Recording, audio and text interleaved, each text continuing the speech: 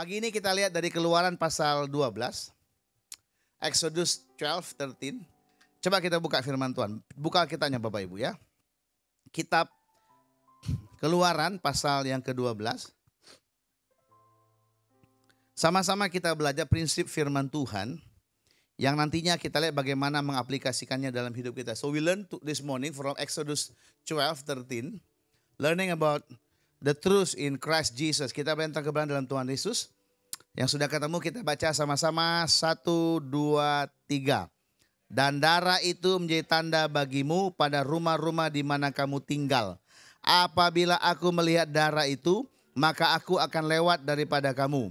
Jadi tidak akan ada tulah kemusnahan di tengah-tengah kamu apabila aku menghukum tanah Mesir. Oke, taruh handphonenya boleh ke depan. Pagi ini kita bincang apabila aku melihat darah itu. Background ceritanya Bapak Ibu, negosiasi antara Firaun dengan Musa menghasilkan keputusan bahwa Israel boleh keluar dari Mesir. So the Israelis can get out from the Egypt untuk beribadah kepada Tuhan di padang gurun. Ya, nanti mereka sampai ke Gunung Sinai. Nah, ada berapa tulah Bapak Ibu yang ingat? Ada 10 keajaiban, ada 10 mujizat yang Tuhan kerjakan. Lihat ya, 10 miracles happen in Egypt land. Bayangkan dikatakan salah satunya langit jadi gelap sehingga orang nggak bisa lihat apapun. Bayangkan langit gelap Bapak Ibu, bulan pun padam. Bahkan orang ngidupin korek api nggak bisa juga. Mujizat loh, gelap gulita. Bahkan kalau kita satu saya nggak bisa lihat muka, gelap mencekam. Tapi di tanah Goshen ada terang Tuhan yang timbul bagi Israel. Ya, jadi kesimpulan daripada mujizat yang ke-10 selesai, anak sulung mati, kemudian bergegaslah Israel keluar dari Mesir. Nah, sebelumnya keluar, Tuhan bilang, potong domba, makan roti tidak beragi, dan darah domba yang kalian potong itu, oleskan di ambang di palang atas. Oke, bahasakan, oleskan di kusen pintu rumah.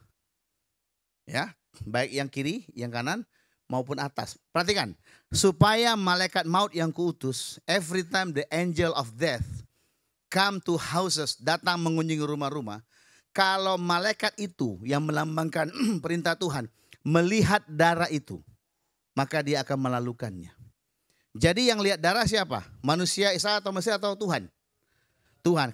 Dikatakan apabila aku melihat darah itu. Karena dalam konsep orang Yahudi tidak ada pengampunan tanpa darah, tidak ada penebusan tanpa darah. Darah itu nyawa.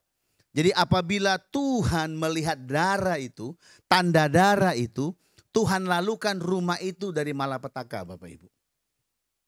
Bukan manusia yang lihat, bukan yang ngolesin yang lihat, yang penting. Tetapi Tuhan yang melihat. Bilang amin. Jadi waktu Tuhan melihat, Tuhanlah yang menyelesaikan, yang bertindak yang sempurna. So God need to see the blood. Not people, not Israelis, not Egyptian, no. Bukan, tapi Tuhan sendiri melihat tanda darah itu. Dan siapapun, perhatikan, dan siapapun yang tinggal di dalam rumah, yang di ambang di kusen pintunya ada tanda darah, mereka selamat. Orang baikkah, orang jahatkah, setengah baik, setengah jahat, pokoknya siapa saja ada di rumah itu, di rumah yang ada tanda darah, maka mereka selamat dilalukan dari malapetaka. Amin.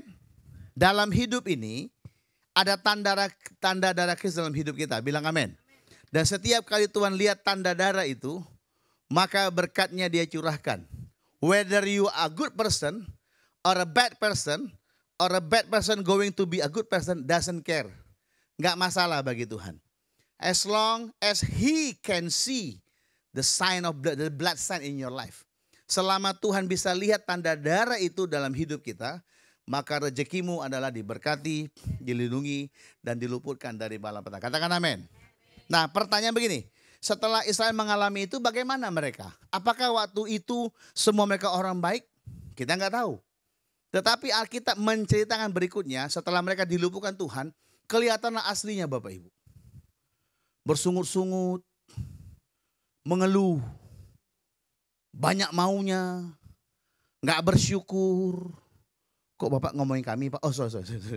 Ya, banyak macam betulnya, ya. Mereka pengen air, Tuhan kasih air minum. Mereka pengen makan daging, Tuhan kasih makan. Sampai Musa pun marah menghadapi mereka. Ya, sudah ditolong Tuhan dengan ajaib, ingatnya bawang bombay. Ya, ingatnya bawang pre. Sup sapi ya. Gak kaget ya. Ingatnya nasi goreng kambing ya. Tuhan kasih makan mana yang ajaib, maaf belum. Tuhan kasih makan ajaib, mereka enggak mau. Komplain, mengeluh-ngeluh. Tapi lihat, apapun kondisi orang Israel, apakah mereka baik atau mereka jahat, moralnya bagus, moralnya tidak bagus, enggak masalah bagi Tuhan. As long as Tuhan bisa lihat tanda darah itu. Bukan orang lain, tapi Tuhan yang lihat. Nah, kita tahu setelah peristiwa itu akhirnya mereka sampailah ke Gunung Sinai. Di Gunung Sinai turunlah yang namanya hukum Taurat. Peraturan hidup supaya jangan ngaco. Diatur supaya jangan bebal. Supaya jangan kedagingan. Supaya sopan dan lain sebagainya. Israel dihadapkan kepada dua pilihan. Hukum Taurat atau kasih karunia Tuhan.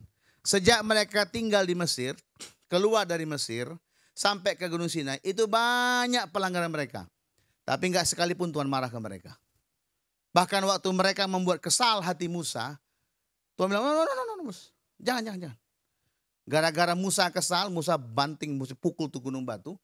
Dan Musa tidak diizinkan Tuhan bawa mereka tanah perjanjian. Nanti Yosua menggantikannya. Lihat, kebebalan Israel, dalam bahasa saya, mengakibatkan Musa tidak mencapai tanah perjanjian waktu itu. Nanti dia masuk, waktu dia ketemu Yesus di gunung Transfigurasi. Jadi begitu hebatnya pemberontakan, keras kepalanya, tegar tengkuk, keras kepala batu apa lagi? Yuk. Jugulnya, kata Kak Fia, apa lagi yang coba? Apa orang Hokkien bilang? Gak tahu kata Bulima ya, karena gak ada bahas kosakata Bulima untuk kepala batu apa? Orang Hokkien bilang. Nah, kiki, nah, apalah. Bener gak? Enggak tahu deh, oke. Apalagi orang apa orang Ines bilang? Apa orang Ines bilang? Habilik dulu deh, udah kayak bahasa Arab ya. Orang Jawa bilang apa Pak? Dablek, nggak pakai D-nya pakai H, ya. Tapi Tuhan ampuni mereka. Tuhan kasih mujizat, bilang amin. Tuhan kasih berkat, bilang amin. Bahkan seolah-olah Tuhan tutup mata dengan pelanggaran mereka. Halo? Karena tanda darah yang Tuhan lihat itu. Tetapi pada saat mereka sampai di Gunung Sinai, dan mereka menggantikan tanda darah itu dengan hukum Taurat, yang salah satu bagiannya mereka harus sembahyang ke Tuhan, mempersembahkan persembahan korban yang berulang-ulang mereka lakukan. Nah, mulailah sejarah kehidupan Israel sampai nanti datangnya Kristus. Mereka hidup dalam tuntutan, dituntut jadi orang baik, dituntut untuk sembahyang, dituntut untuk mengasihi, dituntut, semua dituntut. Karena hukum itu menuntut kita untuk taat. Saya tanya dulu, yang dimakan oleh Adam dan Hawa, buah dari pohon?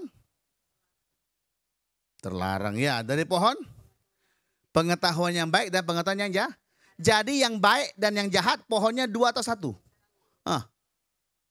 Hukum ini mengatur yang baik yang boleh dan yang jahat yang tidak boleh. Halo? Gara-gara makan buah itu apa akibatnya kepada Adam dan Hawa? Mati mereka. Terusir dari hadapan Tuhan.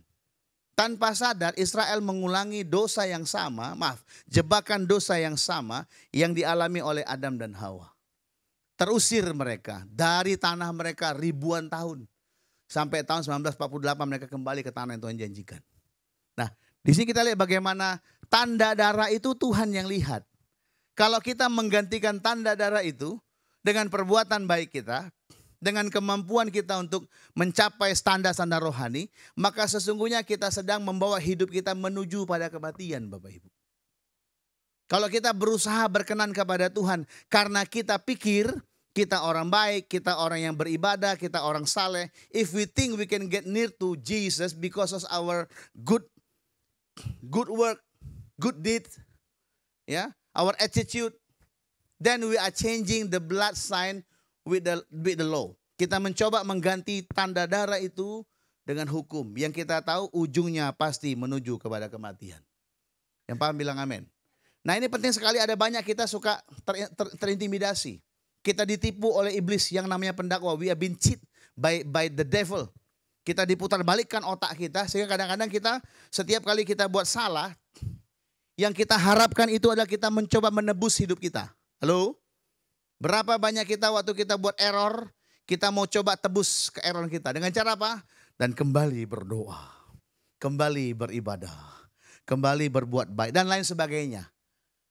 Tanpa sadar alam pikiran kita berkata bahwa kalau engkau mau menebus perbuatan jahatmu, lakukan kebaikan. Padahal pohon yang menghasilkan buah yang baik dan yang jahat itu pohon yang sama Bapak Ibu.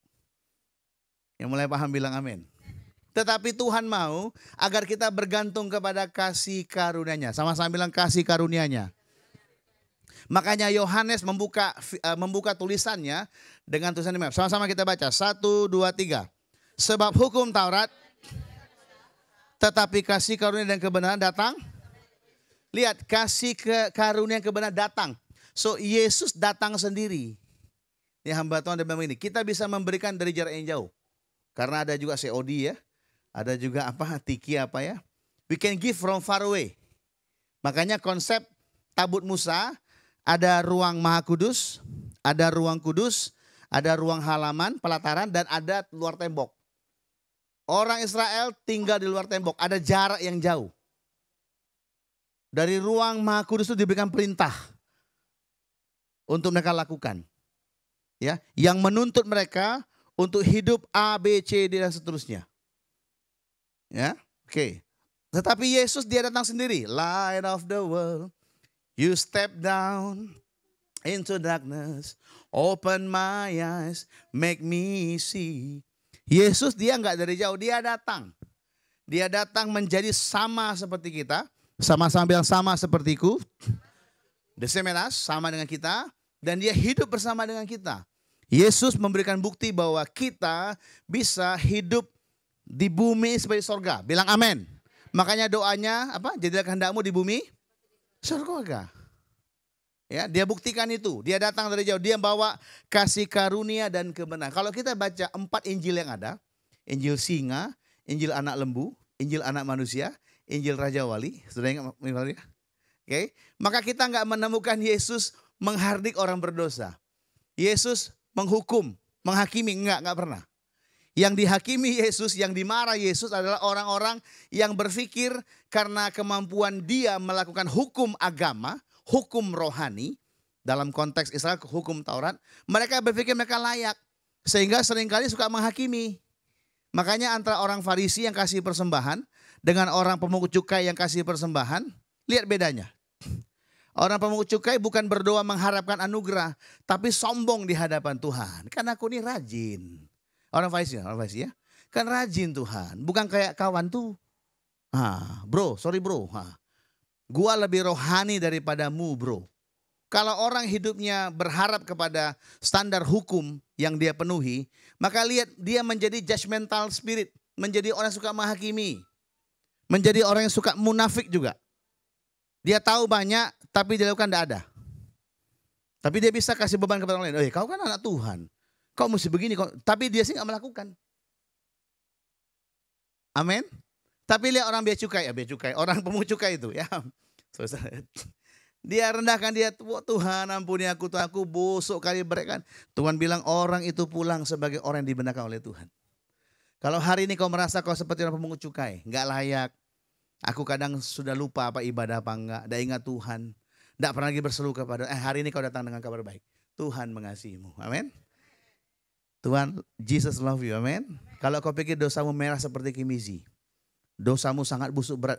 Bagi Tuhan tidak ada yang mustahil. As long as he saw the blood sign. Selama dia lihat tanda darah itu. Maka cukup bagi dia. Untuk memberkati hidupmu. Amin. Sekarang kita lihat baik-baik bersama ya. Jadi pagi ini kita bilang kebenaran dan kasih karunia datang dalam Yesus Kristus. Sama-sama kita baca. 1, 2, 3. Apa makna darah di kayu salib? Kan tadi kita baca darah dari Keluaran. Nanti menjadi cikal bakal munculnya pemahaman tentang teologi Paskah. Korban Yesus. Kalau bahasa mereka Pesah, Passover bahasa Inggrisnya. Dilalui, dilewatkan. Bagi kita bukan cuma darah, tapi tubuh dan darah. Sama-sama dengan tubuh dan darah. Kesimpulan, tubuh itu bicara tentang hidup kita sekarang. Tubuh Yesus dihancurkan supaya tubuh kita dipulihkan. Bilang amin. Bilang amin. Darahnya dicurahkan sebagai tanda kepemilikan. Perjanjian yang paling kuat materainya namanya darah. Makanya orang-orang gangster, orang dunia, kalau mereka ikat janji, mereka contoh, mereka torehkan tangannya, mereka salaman. Dia bilang, your blood is my blood, your enemy is my enemy, your friend is my friend. Perjanjian mati, hidup mati. Sampai maut memisahkan kita. Makanya kalau pernikahan itu kan diumpama pernikahan kudus. Digambarkan, sekarang memang sudah beda budaya, tapi pernikahan kudus ditandai dengan darah perawan, darah perjanjian pernikahan yang kekal sifatnya. Sampai maut pisahkan. Ya Bapak Ibu ya. Enggak usah, Pak kami enggak ada darah, adanya apa? Ada yang anggur Pak, asam aja udahlah ya Bapak Ibu ya. Oke. Jadi darah itu ikatan janji yang kuat. Tubuh Kristus dihancurkan supaya tubuh kita dipulihkan. Bilang amin. Kata tubuh itu pangan, sandang, papan. Kita hancur supaya dia hancur supaya kita dipulihkan. Makanya di atas kayu salib oleh oleh tubuhnya yang diremukkan, yang dihancurkan, supaya kita yang sakit-sakit apapun kita berhak beroleh kesembuhan. Bilang amin. Jadi segala sakit penyakit pemberontakan karena kelalaian kita, karena ketidakbijaksanaan kita, itu semua sudah diselesaikan di atas kayu salib waktu tubuh Yesus dihancurkan.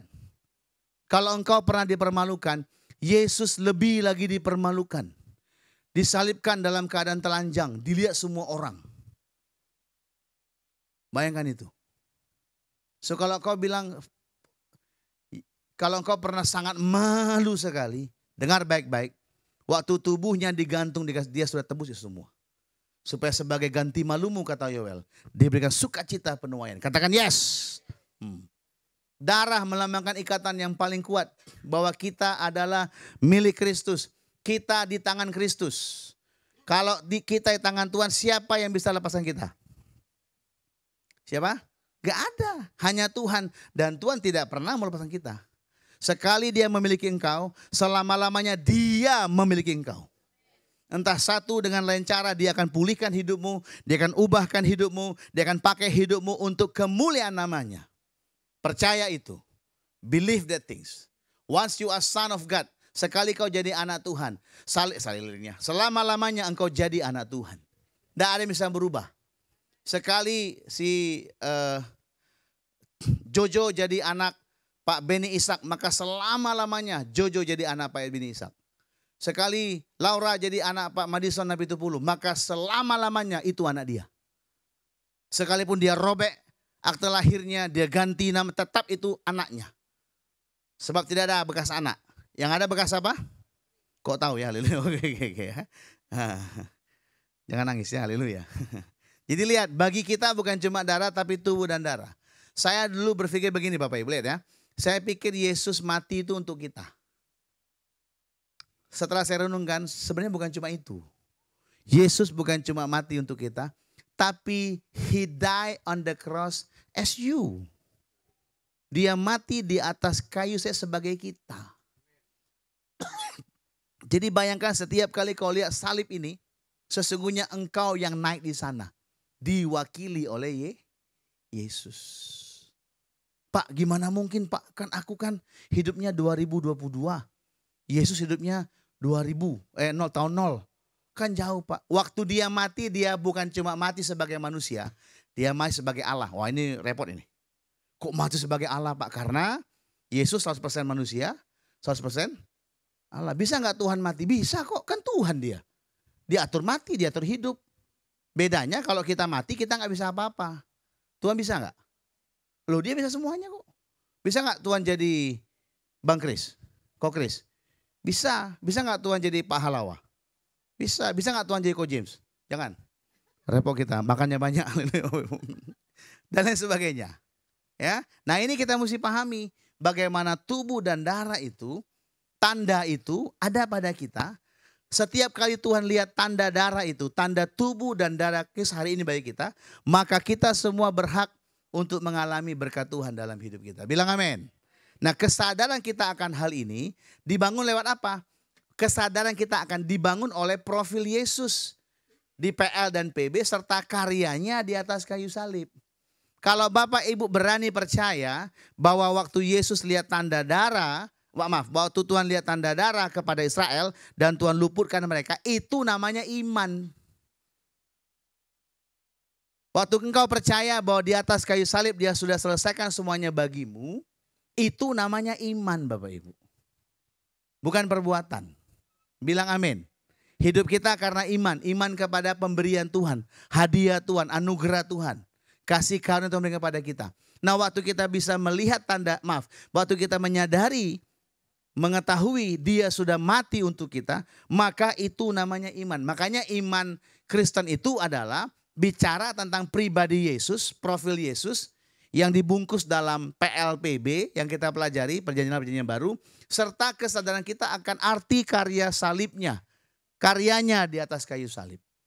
Setiap minggu dikhotbahkan, berkali-kali sampaikan supaya Bapak Ibu menyadari bahwa begitu besar kasih Tuhan akan kita semua, sehingga dia telah mati di kayu salib, supaya setiap kita menyadari bahwa berkatnya lah, kelepasannya lah, kelegaannya lah, kesembuhannya lah yang menjadi milik kita semua.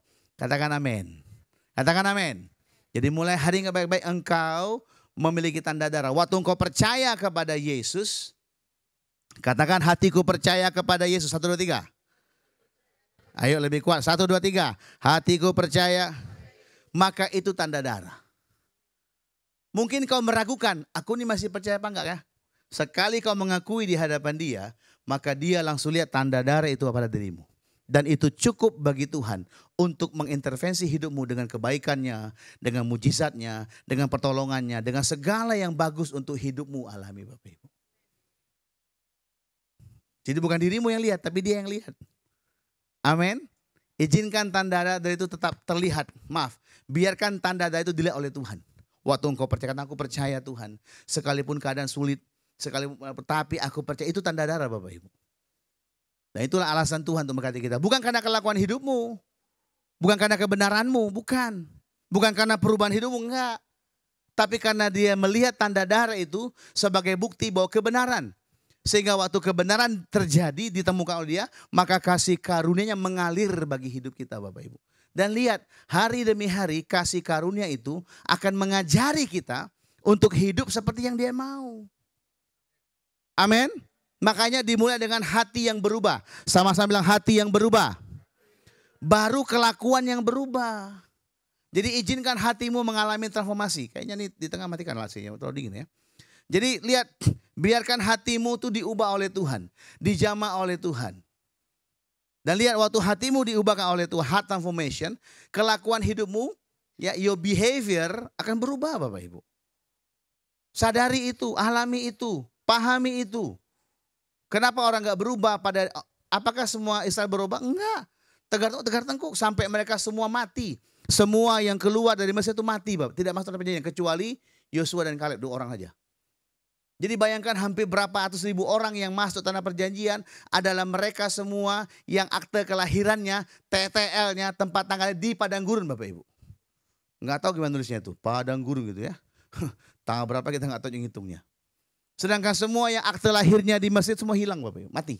Kecuali Yosua dan Kaleb. Ya.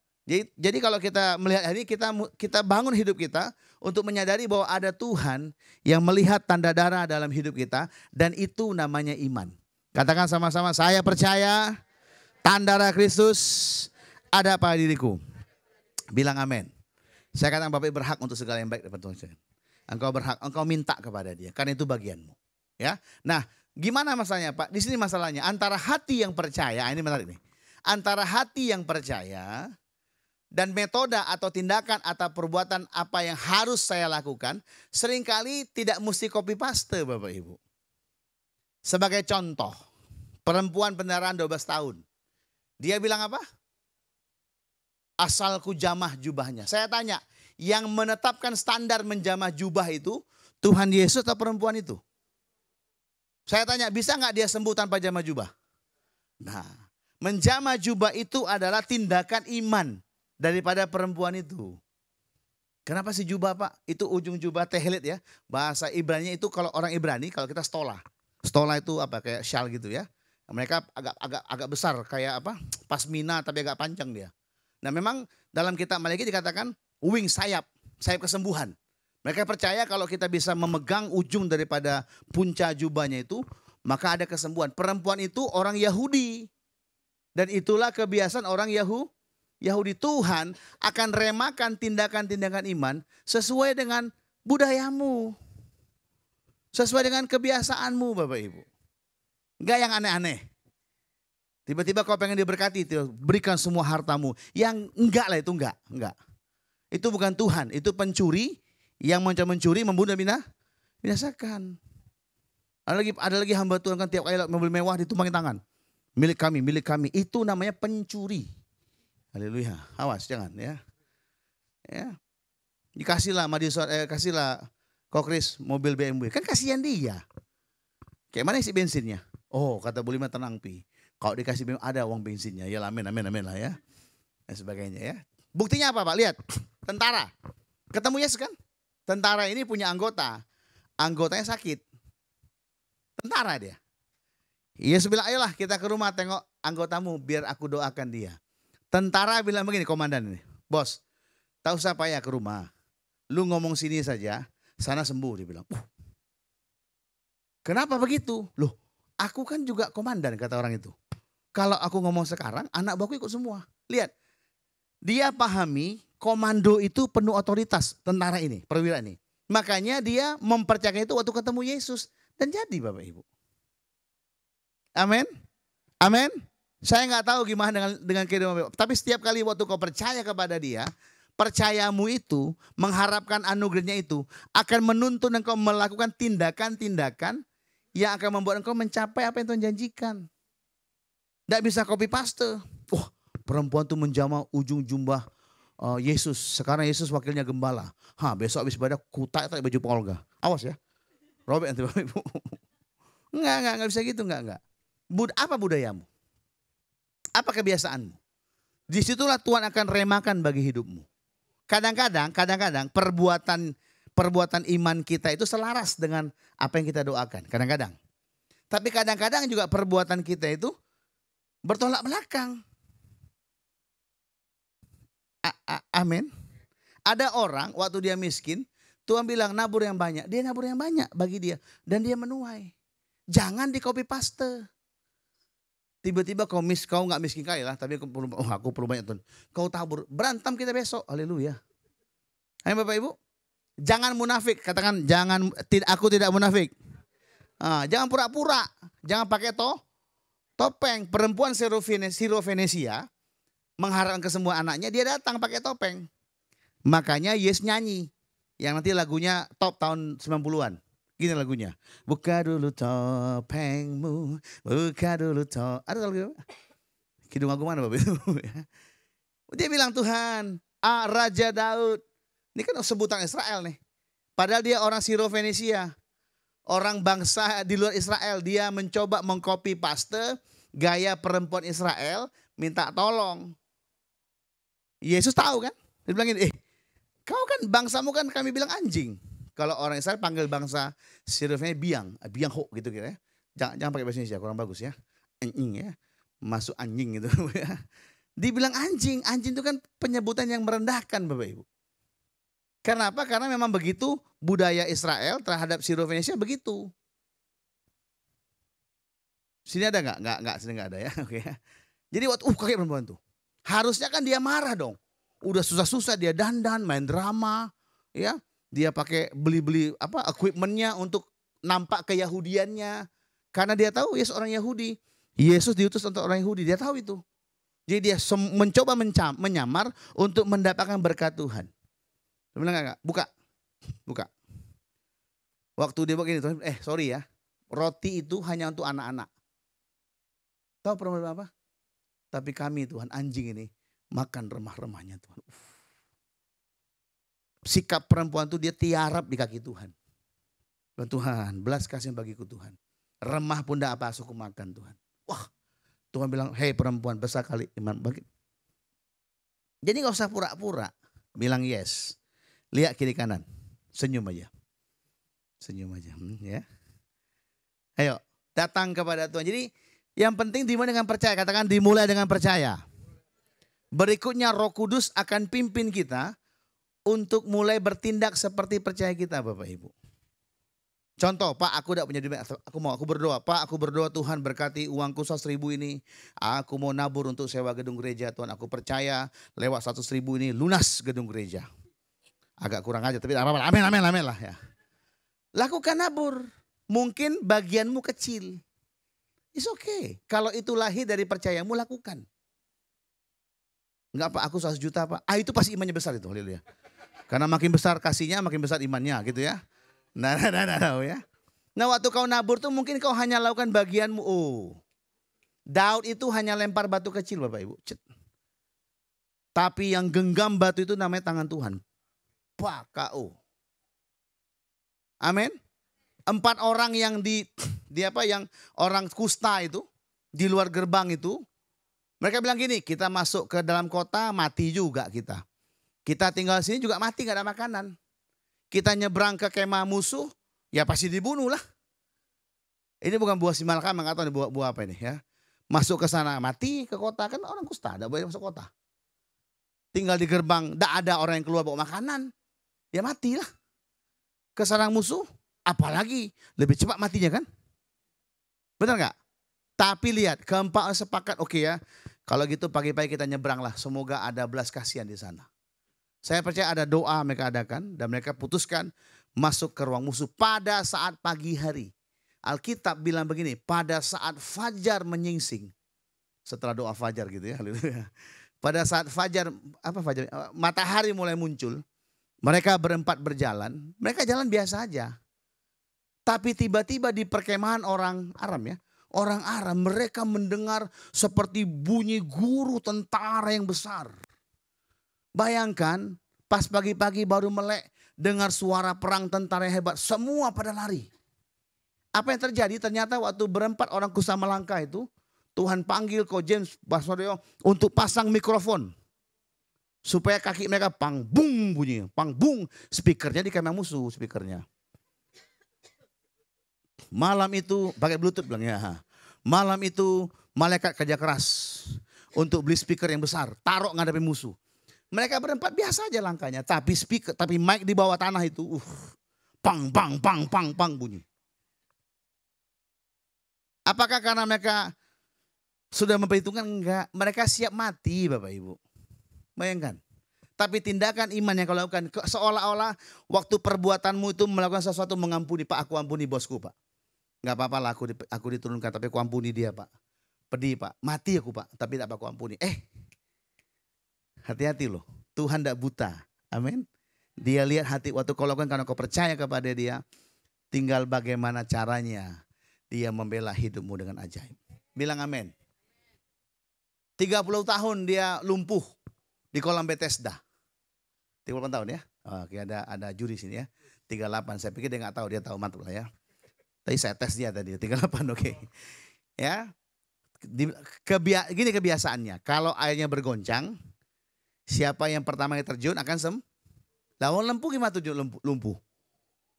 Gimana lumpuh terjun? Ngesot. Suster itu, bukan laki-laki. Nggak bisa ngesot, dia kalah cepat.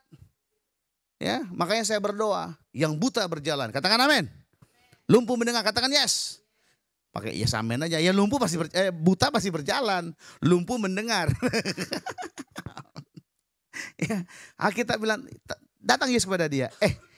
Kamu ngapain di sini? Nunggu kesembuhan Tuhan. Karena kalau airnya bergoncang, yang pertama itu sembuh. Tapi aku dari yang tolong Tuhan. Tiap kali air goncang, yang lain lebih turun. Kalah cepat dia. Oke, Tuhan bilang, kau mau sembuh nggak? Mau, tapi airnya nggak goncang loh. Iya, mau sembuh nggak? Siapa tolong aku turun? Kalau dia sibuk dengan metodenya. Dia sibuk dengan caranya. Sampai mungkin. Yesus tampar pipinya. Hei. Mau sembuh nggak? Mau Tuhan. Sekarang berdiri. Kaget dia. Kadang-kadang kita pikir, sometimes we thought we need to do this to secure everything, to get blessed, to get promotion. No. It could be yes, but doesn't always like that. Mungkin bisa begitu, tapi nggak selalu begitu. Tiba-tiba Yesus, ayo berdiri. Kaget dia. Bukan cuma dia lompat. Habis itu dia bilang, shh, don't tell anyone. Jangan taruh di YouTube. di IG dan di Facebook. Dimasukkannya di Twitter. Nyambung ke IG-nya. Nyambung ke Face. Tahu semua orang Bapak Ibu. Yang paham bilang amin. Mulai dengan percaya. Katakan percaya. Percaya kepada korban Yesus di kayu salib. Percaya kepada pribadi Yesus yang digambarkan lewat kitab Matius, Markus, Lukas, Yohanes. Then when God see your belief, lihat. Waktu Tuhan lihat hatimu yang percaya itu sama dengan tanda darah yang dia lihat di ambang pintu orang Israel.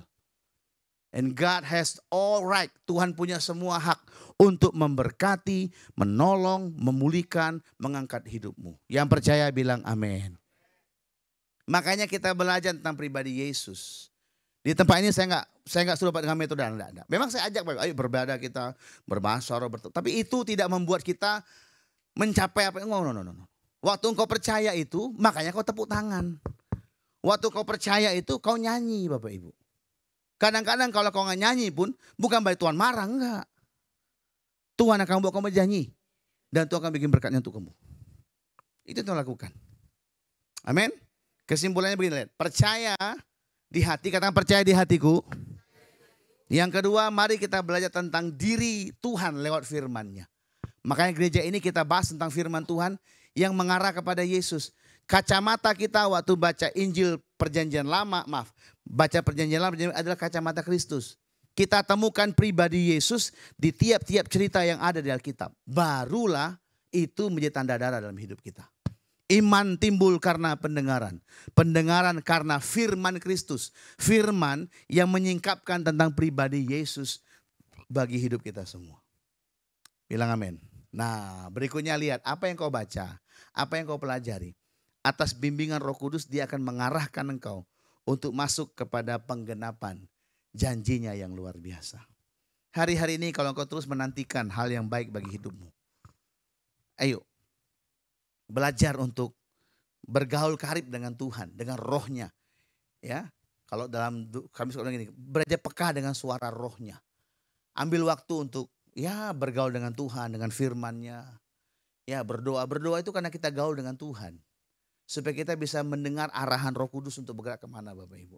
Dalam pekerjaan, dalam rumah tangga, dalam hidup sehari-hari. Firman yang logos yang kita punya itu, pengetahuan akan firman yang kita punya itu akan diubahkan oleh Roh Kudus menjadi rema bagi kita. Kalau itu sudah rema, Bapak Ibu lihat. Bahkan yang mustahil sekalipun secara kondisi kita, Tuhan akan buat menjadi nyata bagi hidup kita. Bilang amin. Israel mengalami berkatnya waktu Tuhan lihat tanda darah. Tuhan lihat tanda darah. Tanda darah itu bagi kita hari ini adalah waktu engkau percaya kepada pribadinya. Siapa namanya?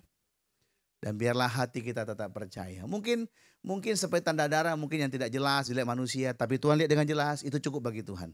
Mungkin kau bilang begini, Pak kadang ku percaya, kok rasanya kadang ku kurang percaya. Bagi Tuhan sekali dilihat tanda darah dalam hidupmu, itu berlaku sempurna bagi dia untuk mengerjakan yang hebat bagi hidup kita semua. Saya berdoa mulai pagi ini, ayo izinkan Roh Kudus mengilhamkan sesuatu bagi kita. Izinkan Roh Kudus mengajari kita, apakah kita hanya bicara saja, apakah kita melakukan sesuatu, itu Roh Kudus yang ajar. Apa yang berlaku bagi hidup saya, tidak berlaku bagi hidup Bapak Ibu, nggak bisa. Tidak copy paste, amin. Masing-masing kita unik dalam Tuhan. Ya, dan waktu rohnya yang membimbing kita, yang mengajari kita untuk bertindak, maka itu pasti sesuatu yang spektakuler bagi hidup kita. Yuk mari sama-sama kita terbuka dengan hal itu. Makanya saya katakan banyaklah bergaul dengan firman Tuhan. Zaman sekarang Bapak Ibu kita dijajah oleh yang ini. Ini. Ya, siapapun kita kalau nggak sadar nggak hati kita dijajah ini Bapak Ibu. Ada banyak konten menarik, tapi lebih banyak konten yang membuat kita nggak ingat dengan Tuhan. Ya, saya nggak bilang bahwa kita mesti lihat yang khotbah-khotbah, enggak. Ya, ada juga konten-konten yang kelihatannya konten-konten yang biasa, yang sekuler, yang natural, tapi itu juga bisa loh membuat kita sadarkan Tuhan loh. Saya buka reel di IG, tiba-tiba nyanyi, aku punya Tuhan ya. Saya kan suka nyanyi lagu itu. Tapi waktu saya dengar dia nyanyi lagu itu kemarin, saya putar terus ya. Tuhan yang besar. Saya ingat loh. Waktu ini diresmikan tanggal 20 Februari ini lagunya. Benar kan? Karena ini nyanyi itu. yang telah berjanji. Pas tuh, pas saya ingat, saya mikir untuk bayar sewa Bapak Ibu. Di Reelsnya muncul lagu itu loh. Ya kebetulan, ya terserah lah. Tapi bagi saya itu gak kebetulan. Bagi saya gak kebetulan. Wih teman-teman. Iya terima kasih Tuhan ya, pasti bisa Tuhan. Amin. Saya lihat lagi konten seorang anak dengan bapak. Ada konten cerita hubungan bapak dengan anak. Saya perhatikan kan, terus saya bilang iya Tuhan ya. Kayaknya Tuhan bikin begini sama kami anak-anak bapak. Nah dari konten yang sekuler itu saya juga bisa melihat Kristus. Jadi gini, bukan masalah apa yang kita lihat. Bukan masalah bagaimana caranya. Tapi bagaimana kita terbuka hati kita untuk Roh Kudus bicara sesuatu kepada kita. Sehingga lewat apapun yang tampil di depan kita, kita bisa kenal itu suara Tuhan. Bilang amin. Mungkin nggak dari pendeta, mungkin dari yang kelihatan salibnya. Tapi ada hal-hal yang mungkin natural, yang sederhana. Tuhan bisa pakai itu untuk menyatakan dirinya kepada kita semua. Nah karena itu saya katakan selamat mengalami bimbingan Roh Kudus. Ya. Hingga penggenapan janji Tuhan Yesus terjadi atas kita semua. Mulai pagi ini terbukakan dia, belajar firman-Nya, simpan logosnya dalam hidup kita, baca firman-Nya, dengar khotbah tentang Yesus. Ya, kita yang sekolah belajar dengar khotbah tentang yang sekolah juga orang tua mesti kasih juga.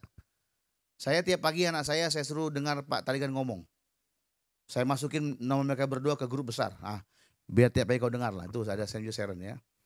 Udah dengar belum? Udah apa bicara? Oke. Tiap pagi saya dengar ya. Supaya apa? Supaya dia terbiasa mendengar firman Tuhan yang diucapkan. Kan gak lama, cuma 3 menit kan. Kadang cuma 2 menitnya. Ya. Pak kapan Bapak buat? Itu sudah ada, pakai itu aja lah. Sama aja Bapak Ibu ya. Repot kali bikinnya Bapak Ibu ya. Supaya apa? Supaya waktu tiba saat nanti logos itu, rema itu muncul Bapak Ibu. Ya. Saya pikir selama ini saya ajak nih anak laki saya, Samuel kan kayak cuek-cuek gitu Pak ya. Tiba-tiba kawannya ulang tahun dia mendoakan Bapak Ibu. Lucu ya. Kawannya bilang ini, kau gak ada pendeta, kau yang doain lah. Ih masa aku katanya, ada yang doa. Kita suka suap-suapan kue ulang tahun kan, ingat gak? Kalau ulang tahun kita suapin kan, hampir kita godain kan. Dia lakukan yang sama Bapak Ibu. Sambil disuapin kawan, sorry Sam ya. Dia suapin ini. Jadi anak baik ya. Jangan suka teriak di sekolah. Ya, jangan ngomong jorok, tidak boleh. Nanti Yesus tidak suka loh. Ya. Terus didoakan. Saya bilang, kok bisa Jo? Iyalah, kan lihat papi. Ternyata saya sebagai orang tua tampil kepada dia itu membuat logos di hatinya. Sudah waktunya dia tampil dengan sederhana, dia tampil Bapak Ibu. Dulu maminya ini pengen Sharon ini jadi pemimpin pujian. Makanya namanya Darlene. Kan dulu waktu zaman kami masih muda. Sekarang belum tua. Ada penyanyi rohani yang top namanya Darlene Seh. Dari Hillsong Group Australia. Maminya suka sekali itu. Saya juga suka lah ya dengar hamba Tuhan ini kan. Dia tuh punya adik pengen namanya Darlene. Saya dapatnya, dia dapat favor. Favor itu perkenanan. Lukas 1 ayat 64, 63, 64. Perkenanan. Terus saya cari bahasa Inggrisnya, dapat kata darling. Darling, hai darling gitu ya, sayang. Saya ke bahasa lebih tua namanya Darlene, Darlin. Jadi arti kata Darlin tuh darling atau favorite, yang dikasihi. Kami kasih nama Darlin. Maminya usaha lah, kasih balet, gak ada hubungan ya. Les piano, ngabisin duit, les piano, beli alat musik, vaksin nyanyi, ikut tes musik juga ya. Dulu kayak pikir kayaknya anak kita nggak ke situ lah. Udah akuntansi aja, akuntansi di sekolah kerja Singapura, duitnya banyak, enak lah aku bilang kan. Tapi sekarang dia sudah pelayanan di Tapga Bapak Ibu. Di kita juga pelayanan. Ya sesuatu yang dulu waktu kami lakukan tuh kayaknya nggak ada artinya ya. Sebenarnya Cece nanti kalau kau melayani dimanapun kalau papi antar ya. Wah salah ngomong saya Bapak Ibu. Makanya saya mesti antar dia terus Bapak Ibu ya. Antarnya sampai malam nungguin. Banyak kan pendeta nungguin pelayanan Bapak Ibu. Biasanya kan anak nunggu pendeta kan. Tapi kami lihat apa yang kami rindukan terjadi bagi dia. Nah, saya nggak tahu Bapak gimana. Lihat, seringkali janji Tuhan terjadi, izinkan Roh Kudus mengilhami, mengajari kita sesuatu. Dan lihat bagaimana apa yang kita impikan itu jadi nyata pada waktunya. Bilang amin. Yuk kita berdiri sama-sama yuk. Stand up together. Let the Holy Spirit,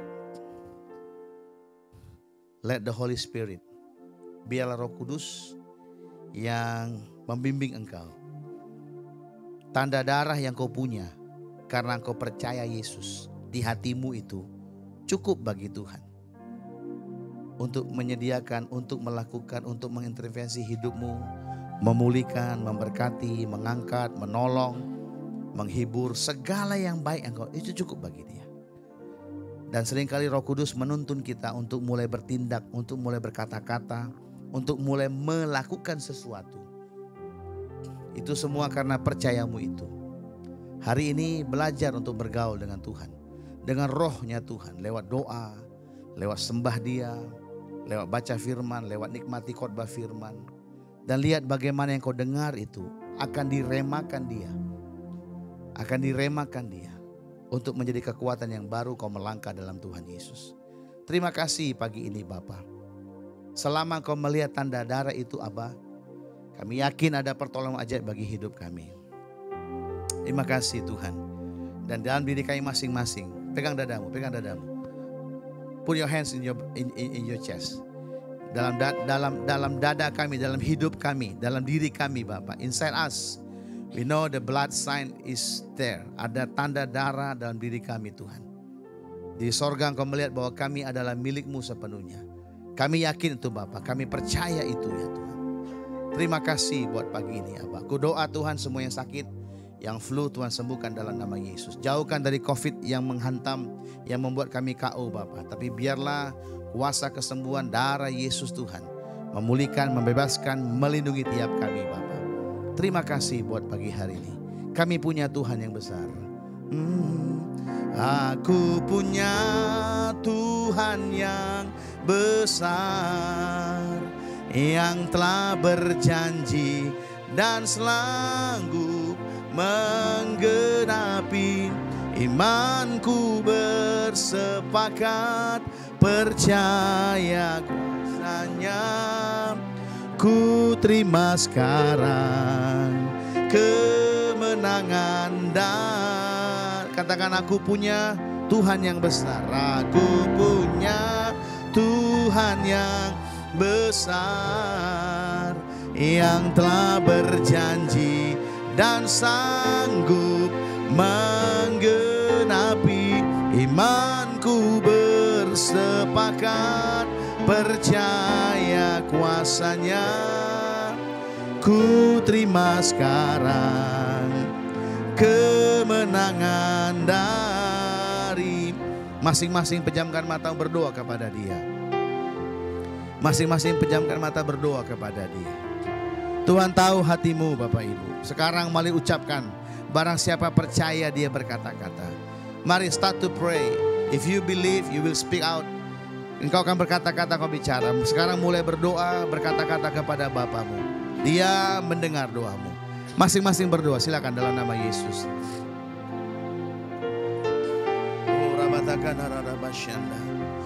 Terus berdoa. Minta kepadaku kata Tuhan. Minta. Mari minta kepada Bapamu. Oh rabatakana raramasyanda. Oh rabakana rarabataku rabakana masande. Shena rarabataku rabababayana masanda. Dalam nama Yesus terus minta kepada Dia. Ia naralamu rabalama sandi aralamu. Aku punya Yesus yang besar, yang telah berjanji dan sanggup menggenapi. Imanku bersepakat percaya kuasanya. Ku terima sekarang kemenangan dari. Mari sama-sama kita katakan, aku punya Tuhan yang besar. Aku punya Yesus yang besar, yang telah berjanji dan sanggup menggenapi. Oh, percaya sanya. Ku terima sekarang, sama-sama katakan. Ku terima sekarang, ku terima sekarang kemenangan darimu. Yang percaya dengan tepuk tangan bagi Yesus Tuhan. Sorangan haleluya. Mari buka kedua tangan Bapak Yesus Tuhan. Sekali lagi buka kedua tangan, pulanglah. Berkatnya turun bagi hidupmu. Berkat yang dari sorga itu mengalir bagi roh, jiwa, dan tubuhmu. Tetap sehat, tetap semangat, terus bahagia, dan awet muda. Dalam nama Bapa, dalam nama Tuhan Yesus, dalam nama Roh Kudus, berkatnya atasmu. Yang percaya menerima, sama-sama kita katakan, amin. Haleluya. Selamat hari Minggu, Tuhan berkati. Berikan salam yang lainnya, katakan semangat, semangat sehat. Haleluya.